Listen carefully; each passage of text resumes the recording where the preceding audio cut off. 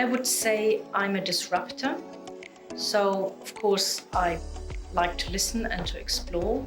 And I also like to gently provoke and reality test and to help people to disrupt their patterns, especially the conflict pattern, so that they can speak about what really matters to them and to create an environment which is conversational and perhaps sometimes a little bit uncomfortable as well, but to make them feel comfortable with their discomfort is something I'm aiming for. I once got some feedback from a representative to mediation. I chose Felicity because I knew she could be empathetic with my client and assertive with the other party. And actually, that's exactly what it turned out to be. I think the feedback I get from clients most frequently is about my listening and understanding perspectives and I suppose conveying a sense of empathy.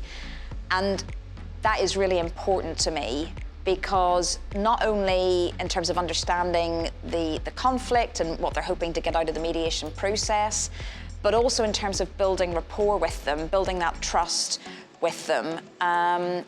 But also it's really helpful as part of the process because when you've had the experience of really listening to what they're saying and reflecting that back to them and they know that they've been heard, actually it makes it much easier for them to, having had that catharsis, to then think about solutions and options for getting a deal done or resolving whatever needs to be resolved. I mean, anybody who's met me will tell you that I'm pretty direct.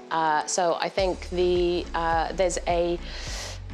there's a reservation that if you are somebody who has a direct approach, there's a reservation that you have to accept, at least at the beginning of the mediation, because your focus is very much on building rapport with the parties, for them to feel safe and confident around you and to share, usually very sensitive information with you.